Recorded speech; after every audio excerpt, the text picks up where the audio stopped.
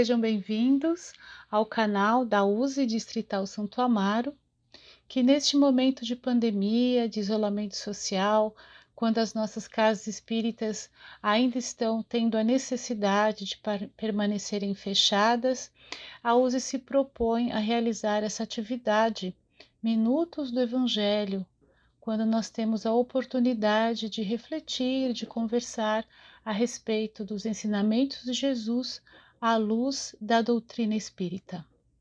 Meu nome é Itaci, eu faço parte das atividades da USE Distrital Santo Amaro e também das atividades do Centro Espírita Professor José Herculano Pires. Nós estamos, então, mais uma vez, tendo essa oportunidade e nós agradecemos por estarmos aí, né, nesses minutos que seguem, juntos, compartilhando essas reflexões, que hoje é a respeito do capítulo 25 do Evangelho segundo o Espiritismo, dar de graça o que de graça recebeu, que também nós sabemos que se trata de um dos ensinamentos de Jesus, que fala também a respeito de algo que o Espiritismo, que a doutrina espírita trata com muita propriedade, fala para nós com muita profundidade, como fruto de um estudo muito sério, que é a questão da mediunidade. Essa capacidade que é inerente a todos nós, com a doutrina espírita, nós passamos a saber disso, né? Todos nós somos mais ou menos médiuns. Há aqueles que têm a chamada mediunidade ostensiva e há aqueles que percebem a presença, a movimentação dos espíritos no nosso meio de uma forma mais sutil. Então nós temos o conhecimento, né, digamos, doutrinário da mediunidade e nós temos o conhecimento, digamos, moral. Praticar a mediunidade com Jesus, com os ensinamentos morais de Jesus, que é o dar de graça o que de graça recebeu. Dentro desse contexto, Kardec faz uma comparação para que não reste dúvida que nós precisamos realmente dar de graça o que de graça nós recebemos. Então ele coloca o médico que cobra pelos seus trabalhos, o magnetizador que cobra pelos fluidos que ele dispensa, que pode até comprometer sua saúde, eles têm o direito, digamos assim, de fazer isso, porque eles estão cobrando pelo fruto dos seus esforços. Enquanto que aquele que é o médium, que, por exemplo, tem o dom de curar, ele está sendo um intermediário dos espíritos. Portanto, não é fruto dos seus esforços, ele não pode realmente cobrar por isso. E Kardec vai mais adiante, nos falando que essa intervenção dos espíritos superiores jamais poderia acontecer através de uma paga.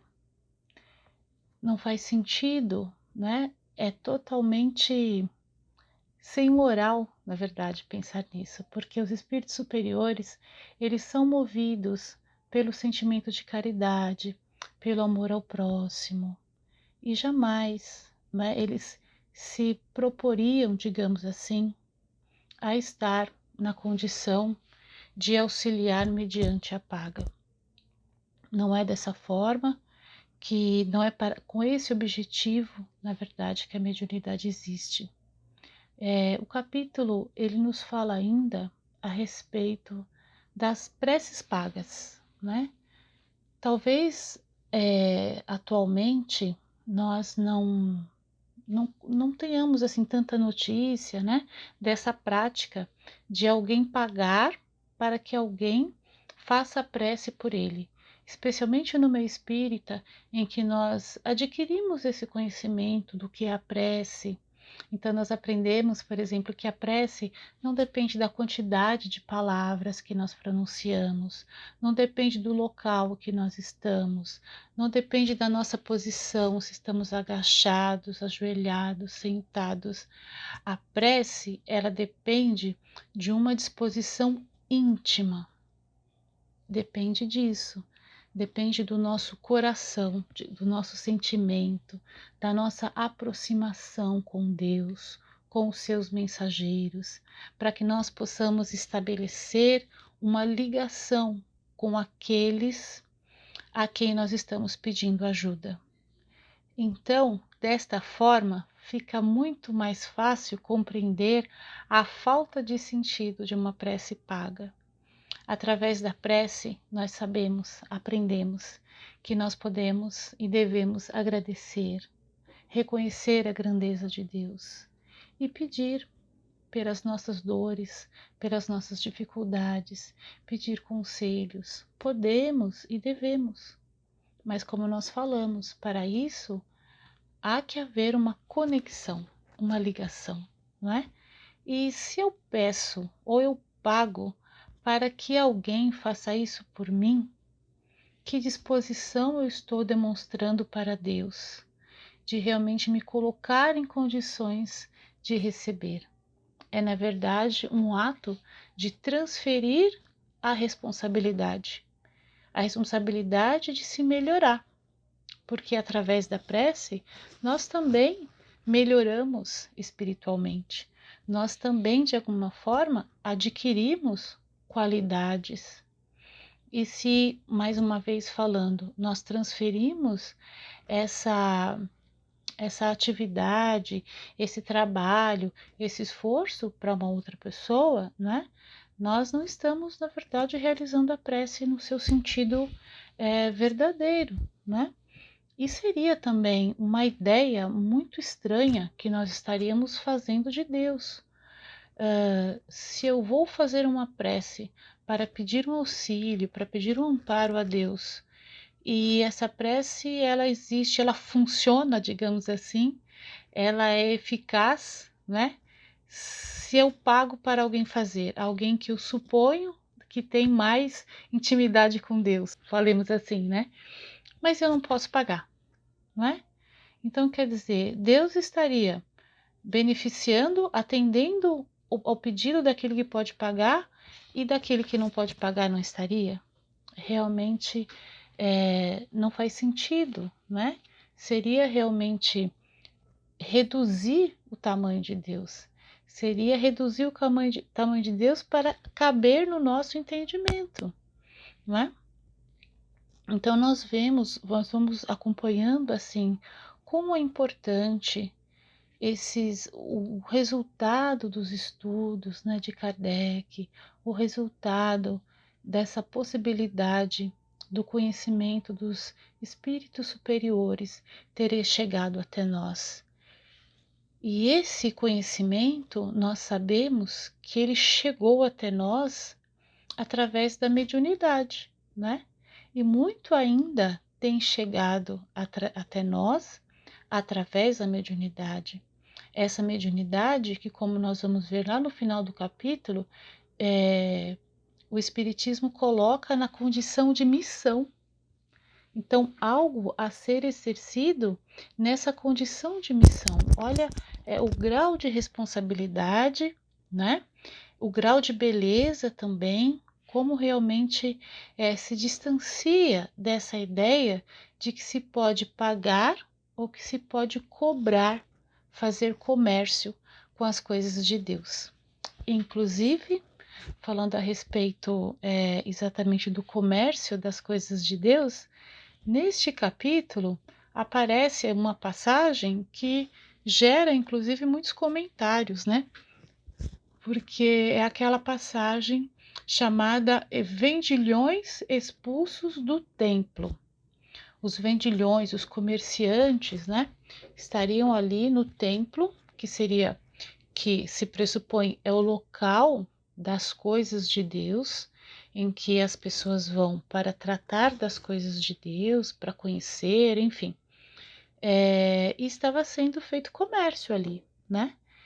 E segundo o que está registrado, segundo o que muitos ainda interpretam, é que Jesus teria ficado irado, teria derrubado as bancas, as mesas onde a mercadoria estava exposta, enfim, que Jesus estivesse agido como nós, Então, mais uma vez, nós observamos aí a transferência que nós fazemos. Nós vemos assim, os estudiosos do Evangelho, os estudiosos da doutrina, eles fazem essa colocação, que nós, quando pensamos que Jesus tem agido dessa forma, violenta, agressiva, nós estamos transferindo algo que seria nosso para Jesus, o Espírito puro, o nosso Mestre, o Cristo. Enquanto que, na verdade, Jesus condena a atitude, o gesto, o comércio, não desta forma, né? Não com esses gestos violentos, mas nos alerta a respeito da atitude de querer, de alguma forma, de buscar fazer comércio com as coisas de Deus. Então, algo para que nós tenhamos assim muita atenção, porque isso realmente pode acontecer ainda no nosso meio. Não estamos assim dedicando nosso tempo, e nem devemos fazer isso, para observar outras religiões, para criticar, para condenar, mas sobretudo pensar por nós mesmos, né? A nossa prática mesmo da doutrina, a nossa prática da religião, para que nós não venhamos a cair nessa situação de estar de alguma forma comercializando, cobrando, misturando, né, as coisas materiais com as coisas espirituais. Então, nesse episódio fica bem claro, né, que Jesus condena essa prática de alguma forma, querer comercializar, explorar, não é, a fé alheia, a fé muitas vezes das pessoas mais simplórias. Isso é muito perigoso, né? Então, Jesus, ele condena o tráfico das coisas santas sob qualquer forma que seja. Deus não vende a sua bênção, nem o seu perdão, nem a entrada no reino dos céus. Então, isso já há 2000 anos ficou muito claro para todos nós. E aí nós precisamos, mas mesmo assim nós precisamos estar atentos, porque isso pode se dar de muitas formas, às vezes de uma maneira bem sutil, né? Nós podemos não ter bancas de comércio, mercadorias sendo vendidas, mas se não estivermos atentos, podemos estar praticando isso de uma outra maneira. E o capítulo fala a respeito da mediunidade gratuita, que aí realmente nos chama bastante a atenção. Então, talvez esteja muito claro para nós, né, como nós falamos no começo, que a mediunidade ela é um dom, né, que todos nós a temos, uns de forma mais ostensiva, outros de maneira mais sutil, e aqueles que têm de uma forma mais ostensiva, mais definida, ou seja, é um médium de cura, é um médium vidente, audiente, ele fala, ele vê, ele ouve, enfim, né? Ele precisa realmente estar bastante atento, porque às vezes a paga, não é? Nem sempre vem através do chamado vil metal. Às vezes não vem através do dinheiro, mas pode vir através de um elogio, de elogios, através do franqueamento, digamos assim, a certos ambientes que ele só conseguiu porque ele obteve, né, através dele, alguma pessoa obteve algum consolo, através da sua mediunidade se conseguiu algum consolo. Então, o médium ele precisa estar muito atento, né? Porque realmente às vezes, sem que ele se dê conta, ele pode estar, né, recebendo, assim, digamos, alguma paga por aquela atividade que ele está fazendo, de forma que venha orientação para que o médium ele consiga se organizar a sua vida material, para que ele consiga o ganho necessário para arcar com as suas despesas, ou seja, pagar as suas contas com o suor do seu rosto, com o seu trabalho material, e que ele consiga reservar um tempo para cuidar das coisas espirituais, né, para que de forma nenhuma ele se utilize desse dom, dos recursos mediúnicos que ele tenha para sanar uma necessidade material. Mesmo que o tempo ele seja pouco, né, digamos assim, seja um tempo reduzido, eu só consigo, né, me dedicar uma vez por semana, eu consigo algumas horas, que seja, né, mas que realmente ele possa fazê-lo, né, de uma forma assim bem distante, bem destacada dos seus compromissos, dos seus compromissos materiais, aqueles que o seu trabalho, né, que vai realmente pagar a sua conta, as suas contas, porque realmente, como nós falamos, isso pode acontecer de uma forma muito sutil, não é?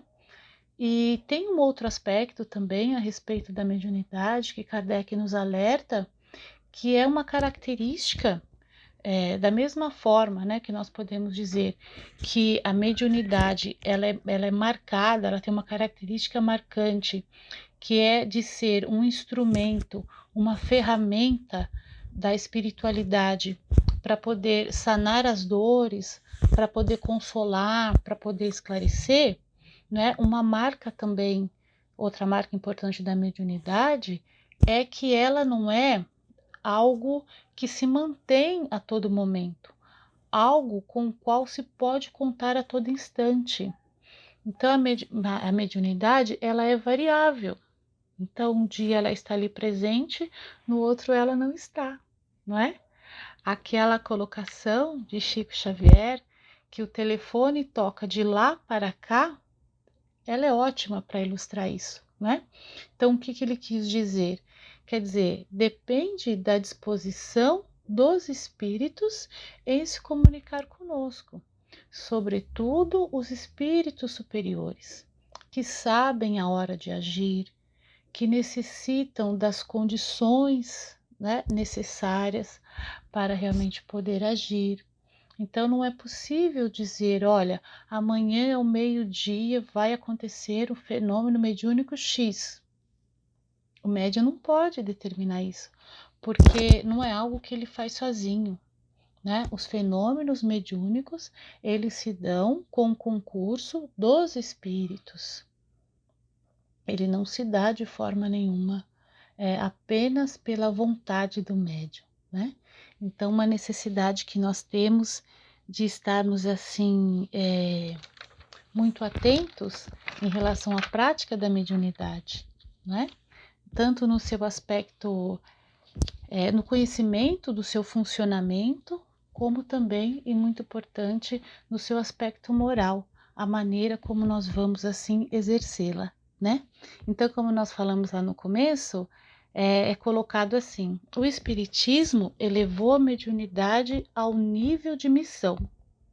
A mediunidade de cura, lembrando, né, que no caso, por exemplo, da mediunidade de cura, que chama muito a atenção, como nós falamos, né, pelas suas características, por levar realmente de uma forma mais direta o alívio às dores das pessoas, né, é aquela que realmente exige bastante cuidado por parte do médium, por parte também daqueles que buscam a cura material.